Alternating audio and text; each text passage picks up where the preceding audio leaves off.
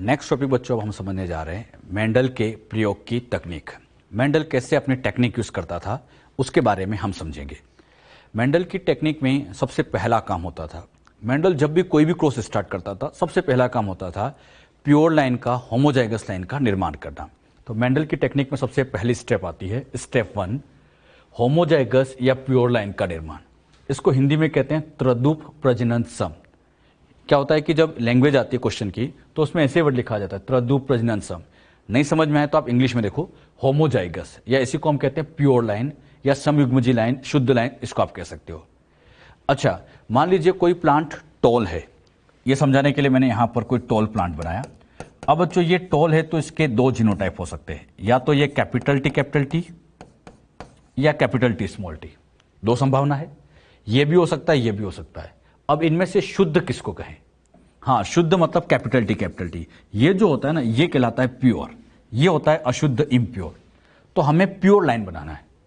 अगर मैं कोई प्लांट आपको टॉल दूं, मान लीजिए मैंने एक टॉल प्लांट आपको दे दिया, और टॉल प्लांट अगर आपको दें तो आपके दिमाग में आएगा इसका जीनोटाइप ये भी हो और ये भी हो, दोनों हो सकता है। लेकिन हमें तो होमोजाइगस टॉल ही चाहिए, प्योर टॉल ही चाहिए। अब ये प्योर टॉल लाइन कैसे बनाई जाए, ये मेंडल के लिए सबसे बड़ा चैलेंज था। तो मेंडल इसके लिए क्या करता था, इस बात को आप समझिएगा। मेंडल कैसे प्योर लाइन बनाता था?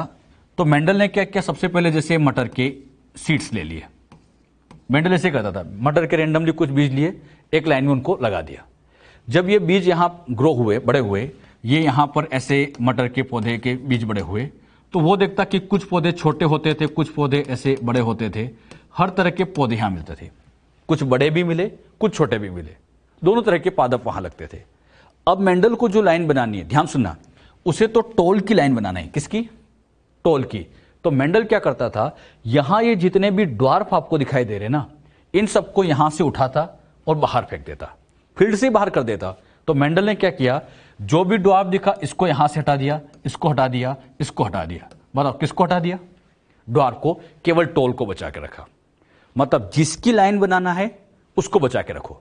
और लाइन को अब क्या किया जाता था, इसके बाद यहां पे बच्चों अब ये काम होता था कि मान लीजिए टॉल बचे है, तो अब इसके एंथर का इसी के ओव्यूल के साथ फर्टिलाइजेशन करते थे। फिर से इसके एंथर का इसी के ओव्यूल के साथ, इसके एंथर का इसी के ओव्यूल के साथ। बताओ क्या किया जा रहा है? सेल्फिंग, स्वपरागन किया जा रहा है। अच्छा, जब स्वपरागन करते हैं तो स्वपरागन करने के बाद यहां जैसे इसके पोलन ग्रेन आते, यहां पर अल्टीमेटली बीज का निर्माण होता है। मटर के अंदर यहां पर जैसे परागन हुआ, थोड़े टाइम बाद वहां पर मटर की फली बनेगी और बीज का निर्माण हो जाएगा। इसी तरह से यहां पर भी ऐसे बीज बनने लगेंगे, बीज बनने लगेंगे।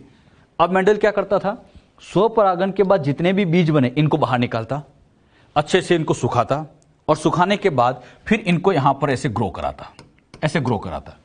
जब इनको फिर से ग्रो कराया गया तो कुछ पौधे फिर से ऐसे बड़े बड़े बने, कुछ पौधे यहां छोटे भी मिले, कुछ छोटे भी मिले, फिर यहां पर बड़े मिले। अच्छा, फिर उसको जरूरत किसकी है? हाँ, बड़ों की जरूरत है, मतलब टॉल की जरूरत है। तो फिर वो क्या करता कि यहां से इन ड्वार्फ को ऐसे बाहर कर देता था। ड्वार्फ को उठाया, बाहर फेंक दिया, किसको बचा के रखा? टॉल को।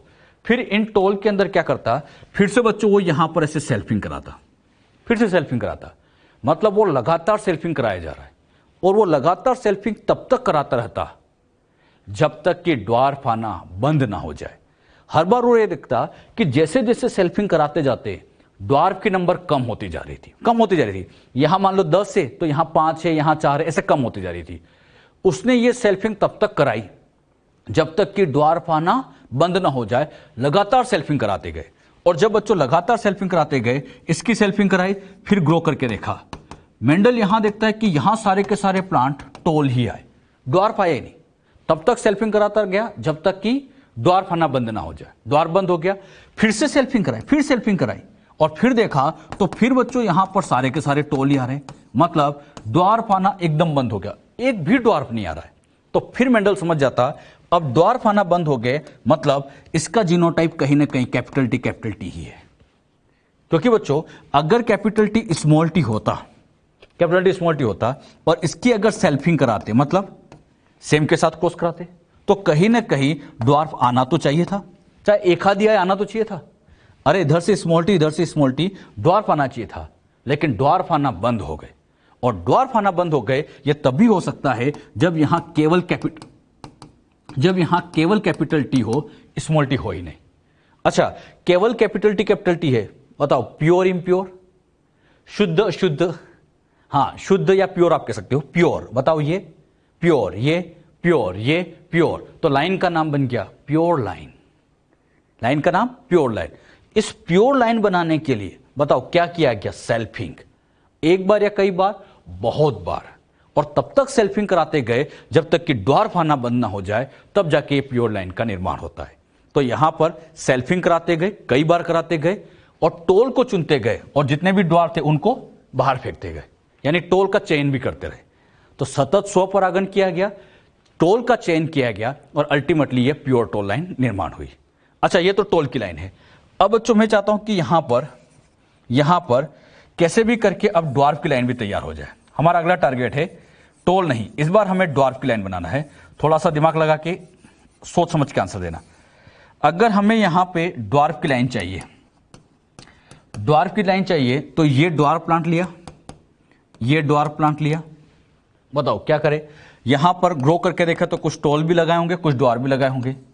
लाइन किसकी चाहिए, ड्वार्फ की, तो यहां पर इन टोल को हटा दो, टोल को हटा दो, केवल किसको बचा के रखो, ड्वार्फ। फिर इनके अंदर सेल्फिंग कराई, और सेल्फिंग कराने के बाद मेंडल ने यहां चेक किया, सारे के सारे पौधे यहां पर जब ग्रो हुए तो सारे के सारे यहां पर ड्वार्फ ही ग्रो हुए, एक बार में तैयार। एक बार में इसलिए तैयार हो जाती है क्योंकि ड्वार्फ का अगर मैं जीनोटाइप लिखूं तो इसका जीनोटाइप होता है स्मॉल टी, जानते हो सभी, और इसका क्रॉस किया जाए यानी स्मॉल टी के साथ, तो हमेशा स्मॉल टी ही आएगा, क्योंकि कैपिटल टी कहीं नहीं है। यानी स्मॉल टी से क्रॉस कराओगे तो हमेशा स्मॉल टी आएगा। अरे बात समझ में। तो यहां ड्वार्फ की लाइन एक बार में तैयार होगी, कोई मेहनत नहीं करनी, एक बार में तैयार हो जाती है। तो क्या सीखा, टोल जो होता है डोमिनेंट होता है, डोमिनेंट की लाइन बनाने में बहुत टाइम लगा, डोमिनेंट की लाइन बनाने में बहुत टाइम लगता है, लेकिन रिसेसिव की लाइन तो एक बार में ही तैयार हो जाती है, क्योंकि वो पहले से ही प्योर होता है। अरे ड्वार्फ तो पहले से ही प्योर है, तो इसको तो प्योर बनाने की वैसे जरूरत ही नहीं थी। अरे बात समझ में। हाँ, लेकिन हम कह सकते हैं एक टोल की लाइन तैयार है, एक ड्वार्फ की लाइन तैयार है, यानी एक लक्षण के रिस्पेक्ट में दो लाइन बनाई जाती है। जो बात यहां समझाएगी, क्लियर हुई, तो हम एक पॉइंट लिख लेते हैं। तदुप्रजनन सम होमोजाइगस प्योर लाइन का निर्माण करना है, तो कैसे निर्माण करते हैं। मेंडल ने सतत स्वपरागन तथा चयन के माध्यम से उद्यान मटर पादप की प्रजनन सम का विकसित किया, प्योर लाइन का निर्माण किया। कैसे विकसित किया, क्वेश्चन आ चुका है नीट में। मेंडल ने प्योर लाइन कैसे बनाई थी, सतत स्वपरागन और चयन से। एक बात बताओ, हर लक्षण की अगर हम दो लाइन बनाए, जैसे मैंने यहां पर आपको समझाने के लिए लिया ऊंचाई, तो ऊंचाई की दो लाइन होगी, कौन कौन सी, एक तो हो गई टोल की, एक हो गई ड्वार्फ की। अब बताना, फ्लावर कलर दो लाइन हो जाएगी, एक हो जाएगी वॉयलेट और एक हो जाएगी व्हाइट, बैंगनी और सफेद।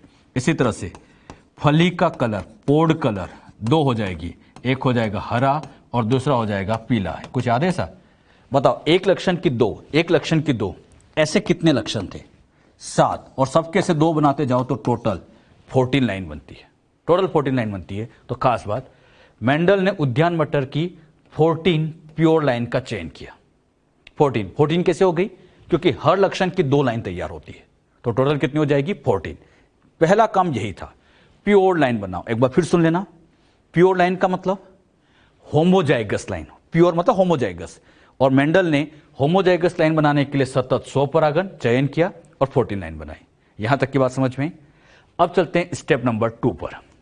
ये तो स्टेप 1 थी, शुद्ध पैतृकों के बीच संकरण, जो प्योर पेरेंट्स थे अब उनके बीच में क्रॉस किया जाए। अच्छा, क्रॉस करते टाइम सबसे पहली स्टेप यहां आती है, सबसे फर्स्ट स्टेप विपुंसन, इंग्लिश में कहीं ज्यादा अच्छा नाम आता है इमैस्कुलेशन। अच्छा, कैसे क्रॉस किया जाता है वो आपको सिखाया जा रहा है। क्रॉस करते टाइम सबसे पहले आता है इमैस्कुलेशन। क्यों करते हैं, ध्यान समझिएगा।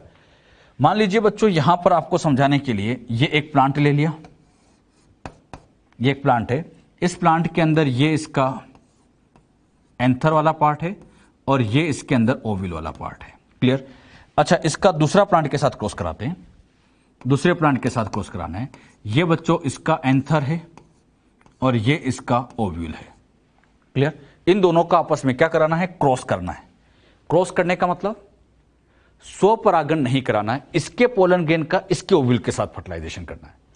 इसके पोलन ग्रेन को उठा के, इसको उठा के यहां इसके साथ फर्टिलाइजेशन कराना है, ये होता है क्रॉस। अच्छा, इसके पोलन ग्रेन ने इसी को फर्टिलाइज कर दिया तो वो तो सेल्फिंग हो जाएगी। अब बात समझना, हमें यहां पर सेल्फिंग नहीं करना है, सेल्फिंग को रोकना है। तो सेल्फिंग को कैसे रोका जाए, मतलब इस सेल्फिंग को, यहां जो बच्चों ऐसे सेल्फिंग हो रही होगी, इस सेल्फिंग को रोकना है, क्योंकि हमें यहां क्रॉस कराना है, हमारा टारगेट क्रॉस से है, दोनों के बीच में संकर करना है, क्रॉस करना है। तो क्रॉस करने के लिए अब क्या किया जाता है, बात को सुनना। ये जो प्लांट है, मान लीजिए ये फीमेल प्लांट है, तो जो भी फीमेल प्लांट होता है, इस फीमेल प्लांट के एंथर को ऐसे काट देते हैं। किसको काट दिया जाता है, एंथर, बिल्कुल एंथर को कट कर देते हैं। एंथर को काटने से फायदा यह होगा कि जब एंथर नहीं है तो पोलन ग्रेन नहीं है, और पोलन ग्रेन नहीं तो फर्टिलाइजेशन हो ही नहीं पाएगा, सेल्फिंग रुक जाएगी। तो यहां पर ऐसे एंथर को काट देना, ऐसे यहां से एंथर को काट देना, इसी प्रोसेस को इमैस्कुलेशन कहलाते हैं। इमैस्कुलेशन का मतलब क्या होता है, एंथर को काटना। क्यों काटा गया, ताकि ये सेल्फिंग रुक जाए, सेल्फिंग को रोकने के लिए ऐसा करते। अब क्या करेंगे, दूसरे वाले प्लांट का पोलन ग्रेन इकट्ठा करेंगे और इसके ऊपर यहां डाल देंगे ताकि क्रॉस हो पाए। तो क्रॉस करते टाइम सबसे पहला काम एंथर को काटना। द्विलिंगी पादप में परिपक्वता से पूर्व पुंकेसर मतलब एंथर को हटा दिया जाता है, और हटाने का पर्पस स्वपरागण को रोकने के लिए, और इस प्रक्रिया का नाम इमैस्कुलेशन। समझ में आया, इमैस्कुलेशन मतलब एंथर को काटना ताकि इससे स्वपरागण रुक जाए। अब क्या करते, अब यहां पे बच्चों इसके पोलन ग्रेन को उठा के, यहां से इसके पोलन ग्रेन को उठा के इसके ऊपर यहां डाल दिया जाएगा। अच्छा, हवा में बच्चों ऐसे और भी तो पोलन ग्रेन घूम रहे होते हैं, तो ये दूसरे पोलन ग्रेन भी तो इसको फर्टिलाइज कर सकते थे। अरे हवा में तो कई पोलन ग्रेन घूम रहे होते हैं, दूसरे पोलन ग्रेन भी इसको फर्टिलाइज कर सकते थे।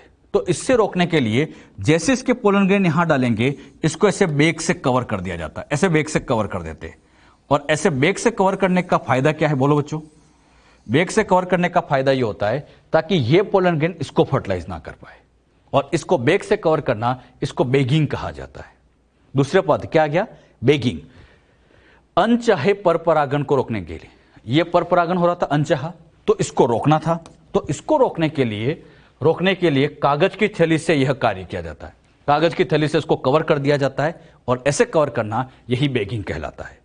अच्छा, फिर यहां पर इसके ऊपर बच्चों ऐसे एक टैग लगा देते हैं, ऐसा एक टैग लगा देते हैं, जिसके ऊपर जिस दिन क्रॉस कर रहे हैं उसकी डेट लिख देंगे, किन चीज के बीच में संकरण हुआ लिख देंगे, इंफॉर्मेशन के लिए। उसको कहा जाता है टैगिंग। विपुंसीकृत मतलब ये वाला। थैलीकरण पादप में प्रत्येक चरण की तारीख व समय अंकित किया जाता है, किस तारीख को किया गया, किस टाइम पर किया गया, वो सारी बातें लिखने के लिए ऐसे टैग लगा देते हैं, इसको टैगिंग कहा जाता है। एक बार फिर समझो क्या सिखाया मैंने। सबसे पहले एंथर को काटा, सब अच्छे से आना चाहिए, क्वेश्चन आते। एंथर को काटा, प्रक्रिया का नाम इमैस्कुलेशन, प्रक्रिया का नाम इमैस्कुलेशन। क्यों किया, हां ताकि स्वपरागण रुक जाए। अच्छा, फिर इसको बेग से क्यों कवर कर दिया, ताकि ये अनचाहा परपरागण ना हो पाए, बात समझ में। और उसके ऊपर ऐसे टैग लगा देना, इसको हम टैगिंग कहते हैं।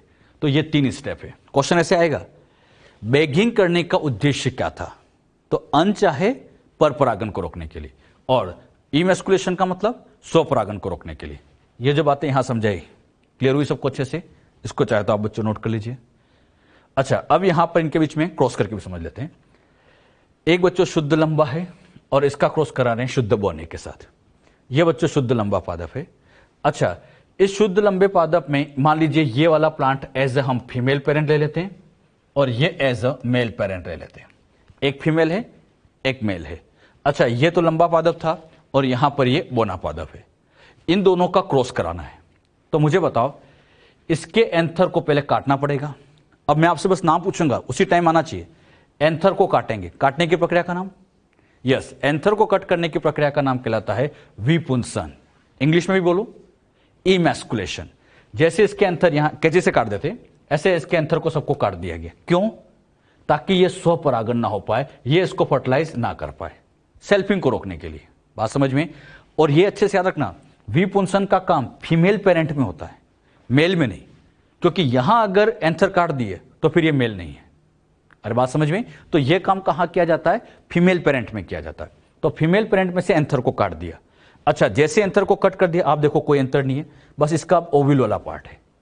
अब यहां से इसके पोलन ग्रेन को उठाएंगे और इसके ऊपर यहां पर ऐसे स्प्रे कर देंगे। ये इसके पोलन ग्रेन यहां से इकट्ठे किए और इसके ऊपर स्प्रे कर दिया, इसको डस्टिंग कहते हैं, डस्ट कर दिया वहां पे। इसके बाद इसको ऐसे बेग से कवर कर दिया, मैं नहीं बताऊंगा नाम, बेगिंग, थैलीकरण। क्यों? क्योंकि हवा में जो पोलन ग्रेन घूम रहे थे, ये हवा में जो पोलन ग्रेन घूम रहे थे, इनके फर्टिलाइजेशन को रोका जाए, अनचाहे परपरागन को रोकने के लिए ऐसा किया गया। और इसके ऊपर ऐसे टैग लगा दिया, नाम बोलो, टैगिंग। तो ये फ्लावर में सारा काम किया गया, इमैस्कुलेशन हुआ, बेगिंग हुई, टैगिंग हुई। अब अच्छे से बताना, यहां बच्चों जैसे इसके पोलन ग्रेन आएंगे, अब इसके पोलन ग्रेन इसके ओव्यूल को यहां पर ऐसे फर्टिलाइज करेंगे, और जैसे ये फर्टिलाइजेशन होगा यहां पर अल्टीमेटली बीज बनने लगेंगे, मटर के सीड्स बनने लगेंगे, मटर की फली तैयार होगी, बीज बनना शुरू हो जाएंगे। यानी थोड़े टाइम बाद अगर आप देखोगे तो यहां पर जहां पर ये फ्लावर आपको दिखाई दे रहा है, इसी फ्लावर वाली जगह ऐसे मटर की फली तैयार हो जाती है। अच्छा, कैसे बनती है कुछ समझ में आया? बहुत आसान है। इसके मेंडल काम करता था सारा, ये सब मेंडल की तकनीक पढ़ रहे हैं हम। एंथर को काटा, इसके पोलन ग्रेन को इकट्ठा किया, ऊपर डाल दिया, फिर उसको बेग से कवर कर दिया, फिर थोड़े टाइम बाद देखा तो यहीं पर ये बच्चों मटर की फली तैयार हो जाती है। अच्छा, इस फली में दोनों पैतृकों के लक्षण आ रहे हैं, इधर से भी आ रहे हैं, इधर से भी आ रहे हैं, दोनों के लक्षण आ रहे हैं। अच्छा, ये अभी इसी पादप में हो रहा है, सब कुछ यहीं चल रहा है। यहां पे बच्चों समझाने के लिए बना दिया। ये बच्चों पैतृक थे, अब इस पैतृक का क्रॉस किया तो F1 पीढ़ी आई। अब मेंडल क्या करता था, इस फली को खोलता, फिर इसके बीज को सुखाता, फिर इन सारे बीज को यहां से बाहर निकाल के एक एक बीज को यहां ग्रो करके देखता था।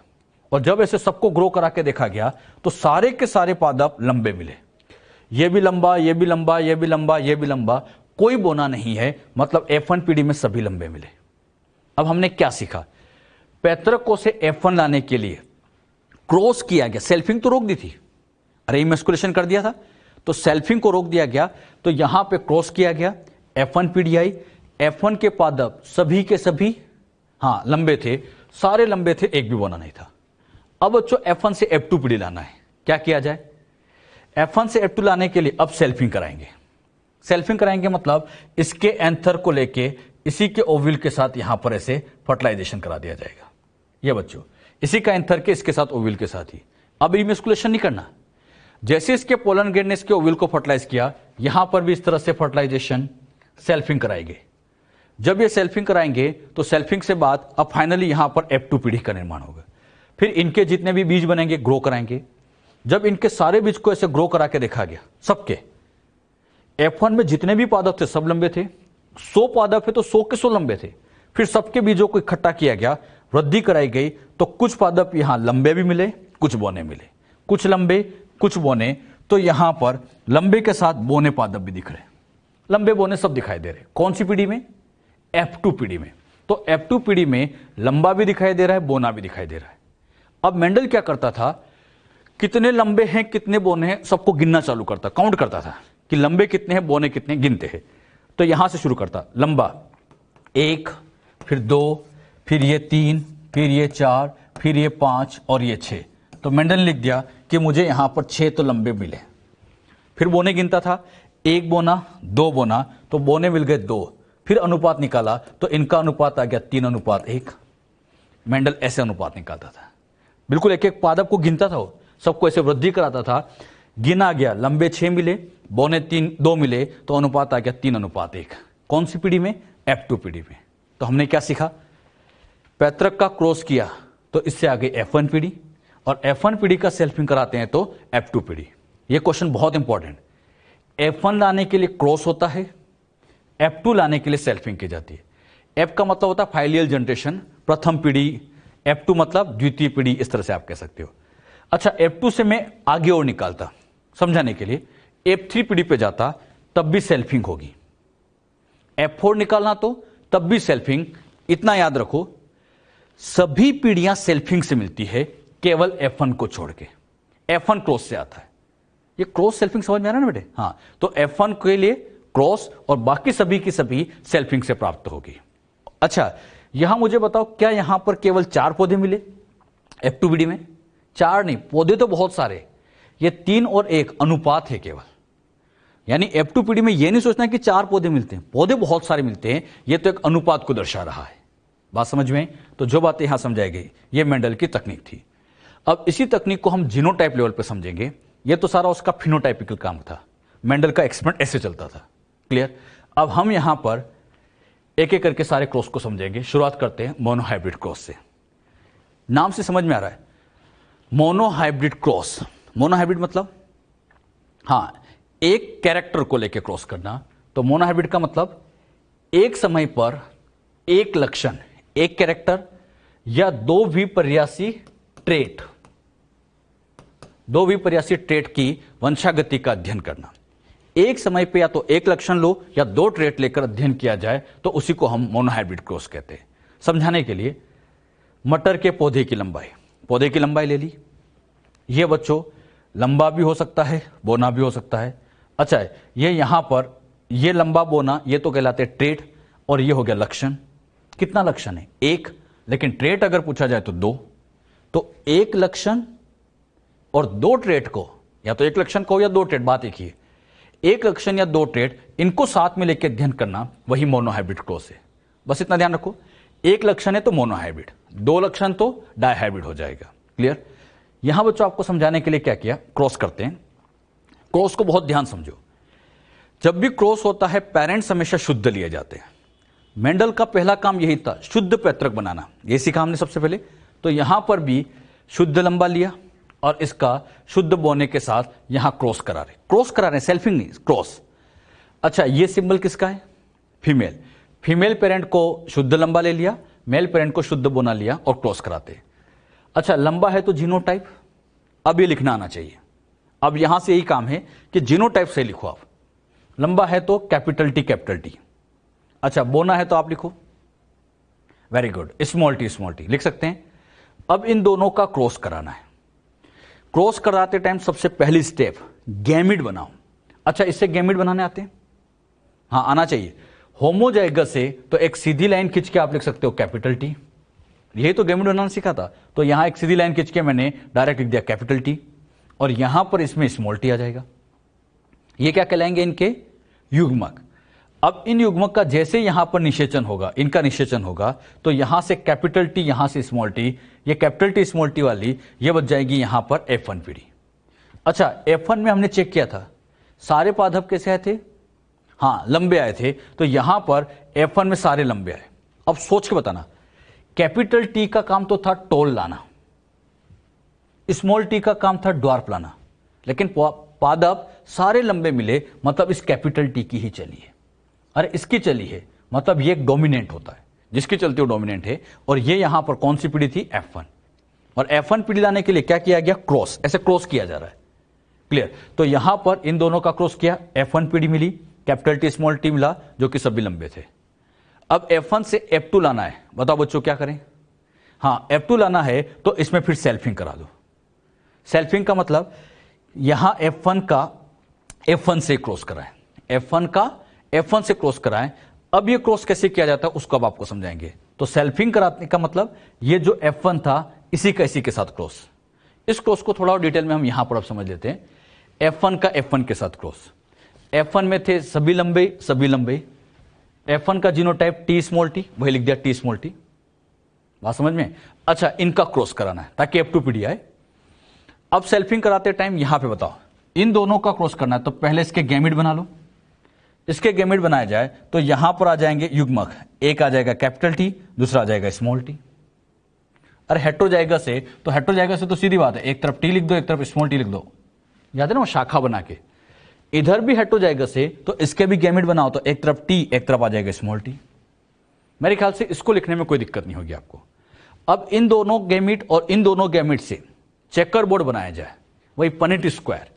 कितने का बनेगा? तो यहां पे जब ऐसे स्क्वायर खींचेंगे तो ये टोटल 4 का बन गया। अब आप बोलते जाना, इधर से कैपिटल टी, इधर से कैपिटल टी, क्या आएगा? Very good, capital T capital T. यहां बोलो कैपिटल टी स्मॉल टी, यहां बोलो हाँ कैपिटल टी स्मॉल टी, यहां बोलो बच्चों स्मॉल टी। बात समझ में? अब बताना, ये प्लांट मैं नहीं सिखाऊंगा, इतना तो आता है सबको। कैपिटल टी टॉल या ड्वार्फ? हाँ, टॉल मतलब ये लंबा पादप है।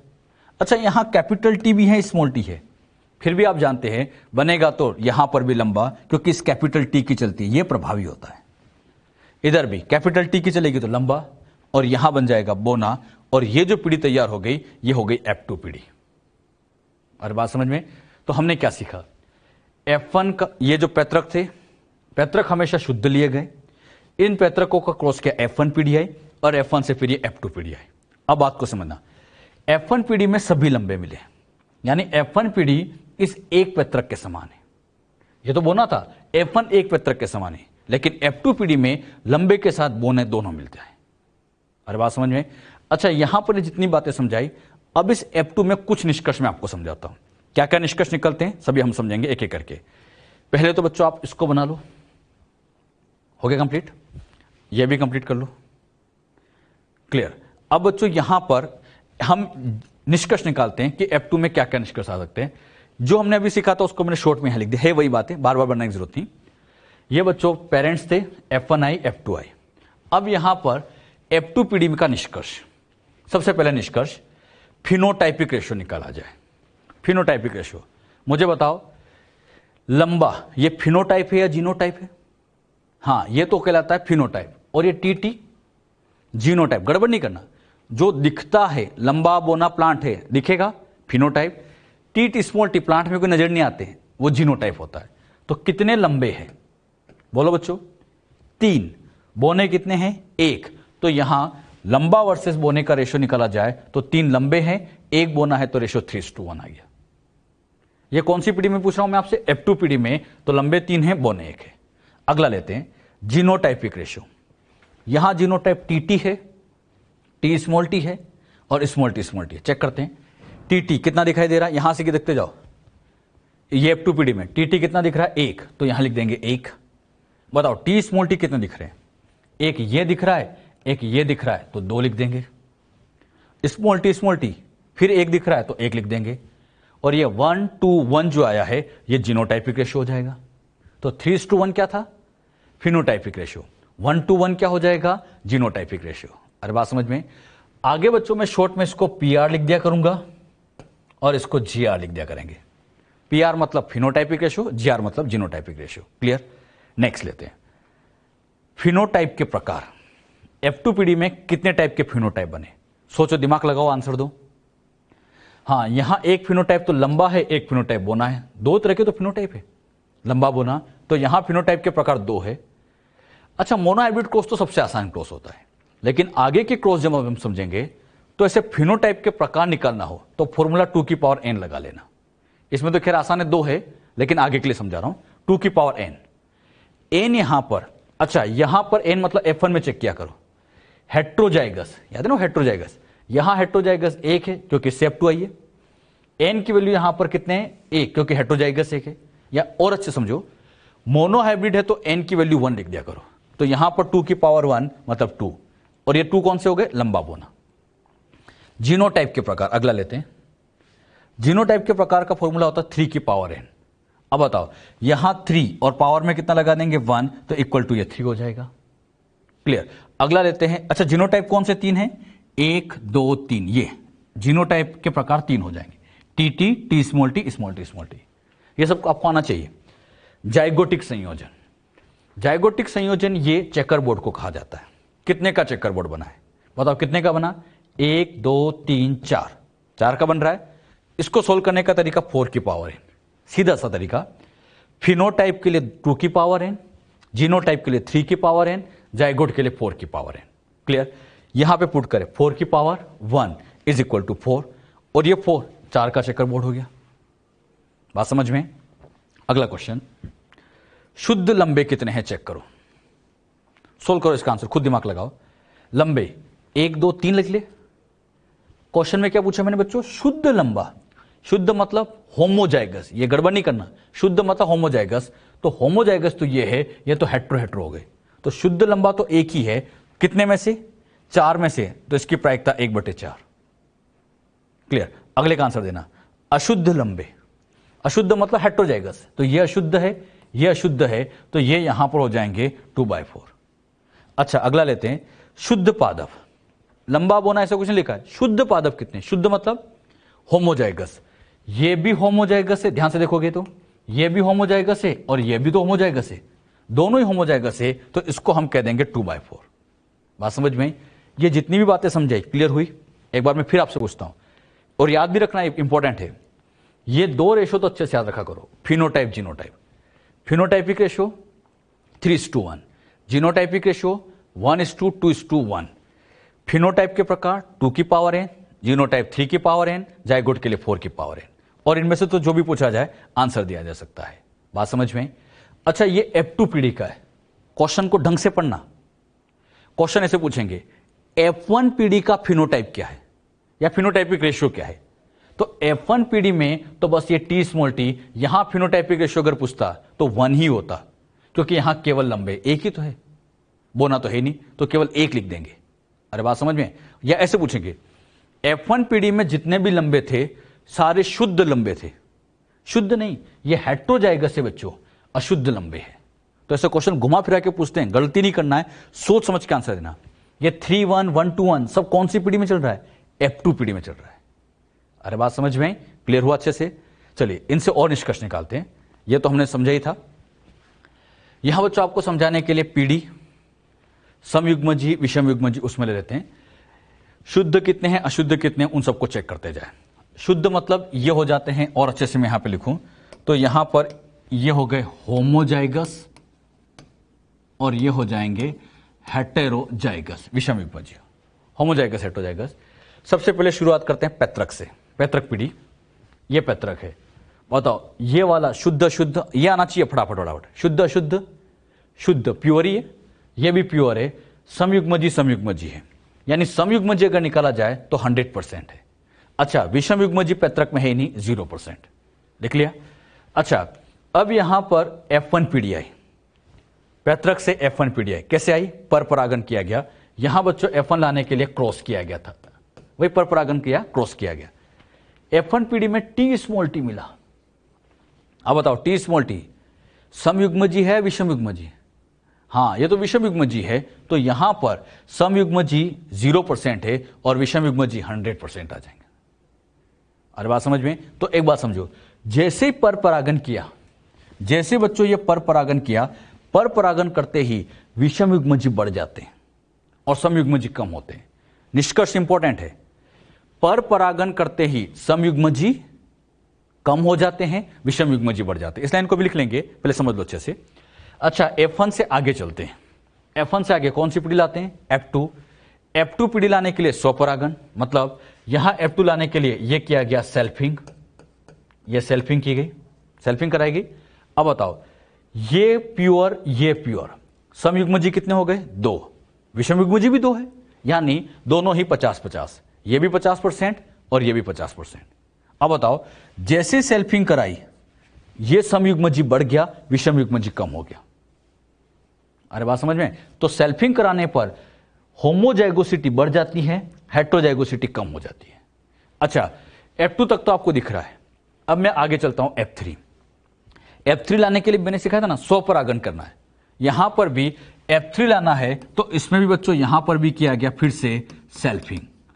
अब आपको डायरेक्ट बताना है, हमें कोई चेक नहीं करना, डायरेक्ट आंसर देता हूं मैं। ये 100 से 50 हुआ, आधा हुआ, तो F3 में ये इसका भी आधा हो जाएगा, यानी 25 हो जाएगा।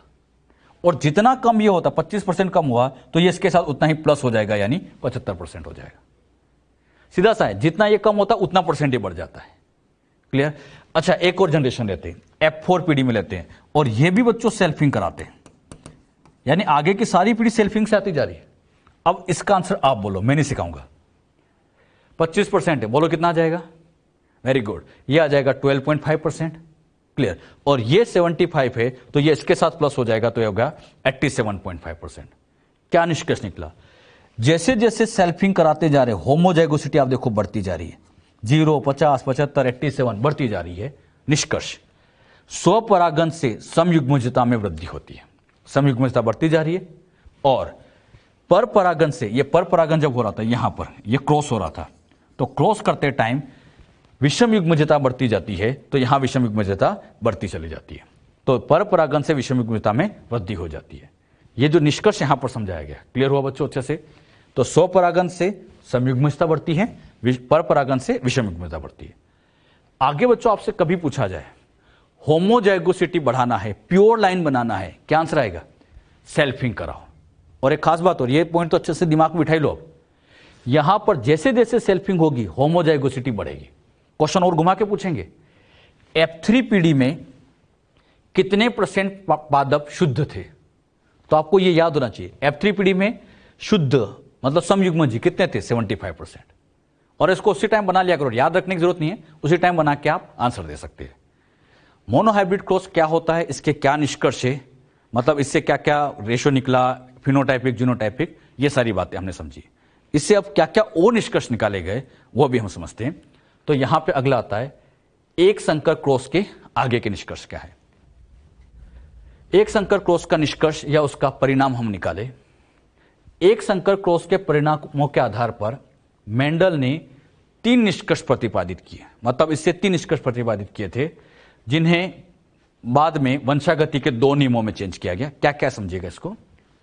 पहला आता है निष्कर्ष 1, कारक जोड़े का निष्कर्ष। निष्कर्ष 2, प्रभाविता का निष्कर्ष। पृथक्करण का निष्कर्ष। बताओ कितने निष्कर्ष हो गए? कारक जोड़े, प्रभाविता, पृथक्करण, 3 निष्कर्ष है। इनमें से निष्कर्ष 1 और 2 को मिलाकर प्रभाविता का नियम बनाया गया, लॉ ऑफ डोमिनेंसी बनाई गई, और पृथक्करण का निष्कर्ष को मिला के पृथक्करण का नियम, लॉ ऑफ सेग्रीगेशन बनाया गया। यानी मोनोहाइब्रिड क्रॉस के बेसिस पे 3 निष्कर्ष दिए गए, कारक जोड़े का निष्कर्ष, प्रभाविता का निष्कर्ष, पृथक्करण का निष्कर्ष। कितने निष्कर्ष दिए गए? 3। अब ये जो 3 निष्कर्ष थे, इनमें से पहले दूसरे निष्कर्ष को मिला के प्रभाविता का नियम बना दिया, और निष्कर्ष नंबर 3 को मिला के पृथक्करण का निष्कर्ष, लॉ ऑफ सेग्रीगेशन बना दिया गया। मतलब इन दोनों से ये आ गया, इससे ये आ गया। बात समझ में? अब यहां पर एक खास बात, जब हम पढ़ते हैं तो अगर मैं आपसे कहता हूं लॉ ऑफ डोमिनेंसी, तो इसमें ये और ये दोनों आएंगे। अभी मैं समझाते टाइम अलग अलग समझाऊंगा, लेकिन इन दोनों को मिला के ही प्रभाविता का नियम दिया जाता है। और क्वेश्चन ऐसे आते हैं, निम्न में से कौन सा प्रभाविता के नियम से एक्सप्लेन होता है? तो इन दोनों की बातें एक्सप्लेन होती है। कैसे होती है समझेंगे, अभी तो इतना ध्यान रखो आप। बात समझ में? अच्छा, कारक जोड़े के निष्कर्ष में क्या बातें की गई, अब वो आपको समझाते हैं। अच्छा, एक नियम और पढ़ते होंगे आप, स्वतंत्र अपव्यूहन का नियम, लेकिन मैंने यहां नाम नहीं लिखा उसका। वो इसलिए नहीं लिखा क्योंकि वो डायहाइब्रिड क्रॉस से आएगा। ये हम क्या पढ़ रहे हैं? मोनोहाइब्रिड। तो मोनोहाइब्रिड क्रॉस से बस दो ही नियम बनाएंगे। निष्कर्ष 3 है, नियम 2 बनाएंगे। एक एक करके लेते हैं। सबसे पहले आता है कारक जोड़े का निष्कर्ष, जिसको हम यूनिट फैक्टर कहते हैं। यूनिट फैक्टर का क्या मतलब होता है? मेंडल के अनुसार प्रत्येक लक्षण का नियंत्रण इकाई कारक द्वारा होता है, यूनिट फैक्टर के द्वारा होता है। और एक और खास बात, कारक जोड़ों में पाए जाते हैं। अब इस दोनों का क्या मतलब होता है? जैसे यहां पे T T T small T, इसको अच्छे समझेगा। मान लीजिए बच्चों, मैंने आपको सिखाने के लिए ये पादप यहां पे टोल बना दिया और ये पादप यहां पर द्वार बना दिया। क्लियर? अब बच्चों, ये जो टोल बना है, इसको टोल बनाने के लिए इसके अंदर जैसे यहां कैपिटल टी पाया जाएगा और इसके अंदर यहां स्मॉल टी पाया जाएगा। अरे ड्वार्फ के लिए स्मॉल टी होगा, टोल के लिए कैपिटल टी होगा। ये जो कैपिटल टी आपको दिखाई दे रहा, इसको कहा जाता है कारक। अच्छा, ये स्मॉल टी, ये भी क्या हो जाएगा अपने आप में? कारक। तो ध्यान समझना, यहां पर इस लक्षण को लाने के लिए पादप में यहां कारक पाए जाते हैं। मतलब प्लांट टोल है, अपने आप नहीं है। इस प्लांट को टोल बनाने के लिए इसके अंदर कैपिटल टी बैठा है, और ये कैपिटल टी क्या बन गया? कारक। तो इस लक्षण को लाने के लिए कारक होते हैं। इसी तरह से द्वार बनाने के लिए भी कारक होता है, जैसे स्मॉल टी होता है। बात समझ में? तो लक्षणों को नियंत्रित करने के लिए कारक पाए जाते हैं। और एक खास बात, अगर ये टोल है तो केवल कैपिटल टी नहीं होगा, इसके अंदर एक कैपिटल टी और होगा या स्मॉल टी होगा, कुछ ना कुछ होगा। तो ये भी यहां पर क्या बन जाएगा? कारक। अब इन दोनों कारक को मिला के बन गया इनका जोड़ा। इन दोनों को मिला के क्या बन जाएगा बच्चों? यहां पर हम कह सकते हैं इनका ये जोड़ा बन गया। तो यहां कैपिटल टी कारक था, कैपिटल टी कारक था। तो कारक कैसे पाए जाते हैं? जोड़ों में। सेम एज यहां पे बच्चों ड्वार्फ है तो स्मॉल टी, लेकिन यहां एक स्मॉल टी और होगा। ये भी कारक और ये स्मॉल टी भी कारक है, और दोनों कारक को मिला के इनका बन जाएगा जोड़ा। तो कारक कैसे पाए जाते हैं? जोड़ों में। सीधी सी बात, क्या सीखी हमने? प्रत्येक लक्षण का नियंत्रण कारक द्वारा होता है, लक्षण का नियंत्रण कारक द्वारा होता है, और कारक 2 होते हैं, मतलब जोड़ों में पाए जाते हैं। जैसे टी का जोड़ा हो गया, टी स्मॉल टी का हो गया, स्मॉल टी का हो गया। तो ये तो बहुत आसान सी बात है, ये आपको आनी चाहिए। अच्छा, ये सब कुछ प्रभाविता का नियम ही चल रहा है। इसी में ही अगला निष्कर्ष और इंक्लूड करते हैं। प्रभाविता का निष्कर्ष, प्रभाविता का निष्कर्ष इसमें क्या कहा गया? असमान इकाई कारकों यानी विषम युग्मजीय परिस्थिति में एक इकाई कारक स्वयं को अभिव्यक्त करने में सक्षम होता है और जो स्वयं को अभिव्यक्त कर देता है उसे प्रभावी इकाई कारक मतलब डोमिनेंट यूनिट फैक्टर कहते हैं, जबकि दूसरा इकाई कारक जो स्वयं को अभिव्यक्त नहीं कर पाता उसे अप्रभावी कारक कहा जाता है। सीधी सी बात है, हेट्रोजाइगस में जिसकी चल गई वो डोमिनेंट, जिसकी नहीं चली वो रिसेसिव। ऐसे समझो आप इसको, ये शुद्ध लंबा है, ये शुद्ध बोना है, क्रॉस कराते हैं, कैपिटल टी स्मॉल टी, दोनों का जब क्रॉस कराएंगे तो इधर से आएगा कैपिटल टी, इधर से स्मॉल टी आएगा। बात समझ में? अच्छा, कैपिटल टी स्मॉल टी है, यहां पर ये कंडीशन समयुग्मजीय विषम युग्मजीय, यस ये हो जाएगी विषम युग्मजीय, या इसी विषम युग्मजीय को मैं ऐसे भी लिख सकता हूं असमान इकाई कारक। यही विषम युग्मजीय कौन से कारक हो गए? असमान। अब इस असमान इकाई कारक में मुझे बताओ, कैपिटल टी तो चाहता है टोल लाना, स्मॉल टी चाहता है ड्वार्फ लाना। कैपिटल टी का काम टोल से है, स्मॉल टी का काम ड्वार्फ से है, लेकिन जब यहां के पादप मेंडल ने उगा के देखे तो यहां सभी लंबे मिले, यानी इस कैपिटल टी की वजह से सारे लंबे मिले, मतलब इसकी चली है, स्मॉल टी की यहां पर चली ही नहीं क्योंकि ड्वार्फ कुछ आ ही नहीं रहा है। तो बताओ, असमान कारक है, दो कारक है, लेकिन दोनों में से दोनों की चलती है एक की चली, और जिसकी चली, किसकी चली? कैपिटल टी की, तो जिसकी चल गई वो हो गया प्रभावी कारक और जिसकी नहीं चल पाई वो अप्रभावी कारक।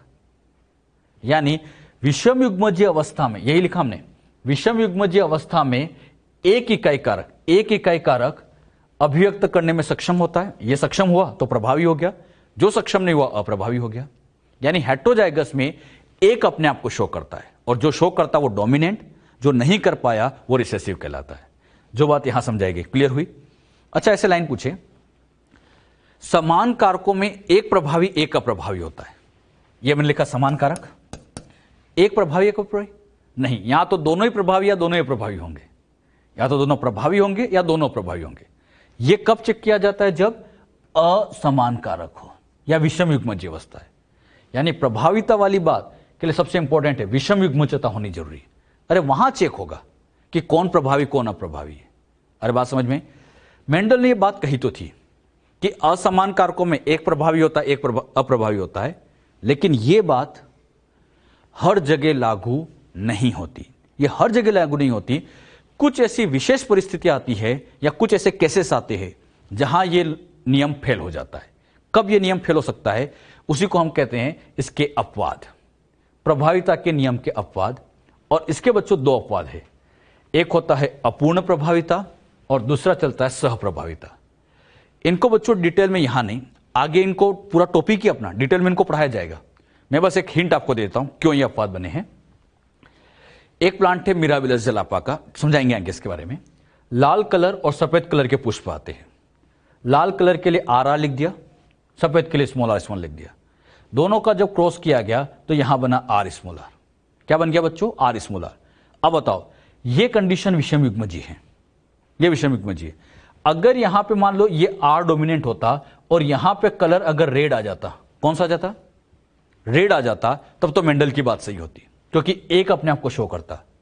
लेकिन जब यहां पर मिराबिलस जलापा में चेक किया गया तो यहां रेड के बजाय गुलाबी कलर के पादप आते, गुलाबी कलर के पुष्प आ जाते। तो सोचो जरा, ना ये चल पाया ना इसकी चल पाई, मतलब पूरी तरह से ये प्रभावी नहीं है। और प्रभावी नहीं है इसलिए इसको कहा गया अपूर्ण प्रभावी। मेंडल क्या कहता था? दोनों में से एक प्रभाव दिखाएगा, लेकिन यहां पे तो दोनों ही प्रभाव नहीं दिखा पाए क्योंकि ये पूरी तरह से प्रभावी नहीं है, इसी को अपूर्ण प्रभाविता कहते हैं। और जैसे ये अपूर्ण प्रभावी, मेंडल की बात फेल हो जाती है। यानी अपूर्ण प्रभाविता में मेंडल का नियम फेल होता है, यानी अपवाद हो गया। इसी तरह से कुछ केस ऐसे भी होते, मान लो जीनोटाइप A1 है, A2 है, क्रॉस किया, इधर से आ गया A1, उधर से आ गया A2। अब यहां पर क्या हुआ? यह भी बच्चों यहां पर प्रभावी है और यह भी यहां पर प्रभावी है, यह भी प्रभावी है, और यह कंडीशन वही हेट्रोजाइगस है। अच्छा, इसको मैंने हेट्रोजाइगस क्यों कहा? अलग अलग कारक है। तो हेट्रोजाइगस में कभी कभी ऐसा होता है, हमेशा नहीं, कभी कभी ऐसा होता है कि यह भी प्रभावी होता है, यह भी प्रभावी होता है, दोनों प्रभावी है, और दोनों प्रभावी है मतलब सह प्रभावी, समान प्रभावी है, इसको कोडोमिनेंट कह देते।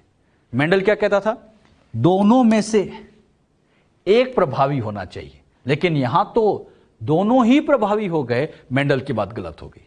यानी इन दो स्थितियों में ये जो हमने नियम पढ़ा प्रभाविता का नियम, ये फेल हो जाता है। एक बार फिर समझना, प्रभाविता का नियम सार्वत्रिक नहीं है, ये इन स्थितियों में फेल हो जाता है। कब कब?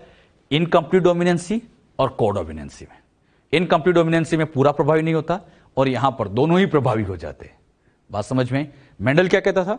दो में से एक प्रभावी होना चाहिए, लेकिन यहां दोनों ही प्रभावी हो जाता है, ऐसा भी देखा जाता है।